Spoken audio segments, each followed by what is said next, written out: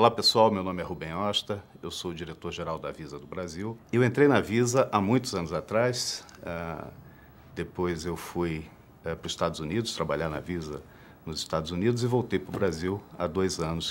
Se você tirar o maior mercado da Visa no mundo, que é os Estados Unidos, o Brasil vem logo em seguida. Um dos principais países em termos de crescimento e de potencial para o mundo. É por isso que o Brasil está recebendo toda essa atenção, não só da Visa, mas do mundo todo. Nós temos investido bastante no Brasil nos últimos anos e pretendemos investir muito mais. O Brasil tem, a Visa no Brasil, ela cria alguns produtos específicos para o Brasil e alguns até são criados aqui e exportados. Então daí a gente vê a importância do Brasil no cenário mundial da Visa. Os investidores estrangeiros estão procurando o Brasil por duas coisas. Primeiro, a nossa bolsa cresceu muito mais do que as bolsas lá fora, né? E, além disso, a moeda, o real, se valorizou em relação ao dólar.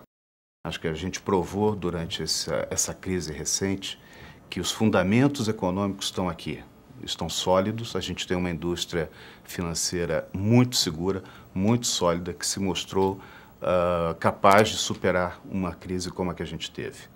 Além disso, o Brasil tem todas as condições de crescer mais no futuro.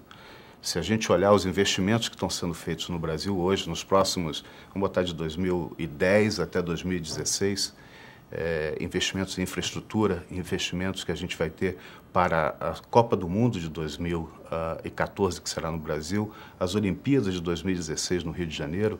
Enfim, você tem uma série de investimentos, uma montanha, eu diria, de investimentos entrando no Brasil. O Brasil é o país do futuro, né? E o futuro chegou.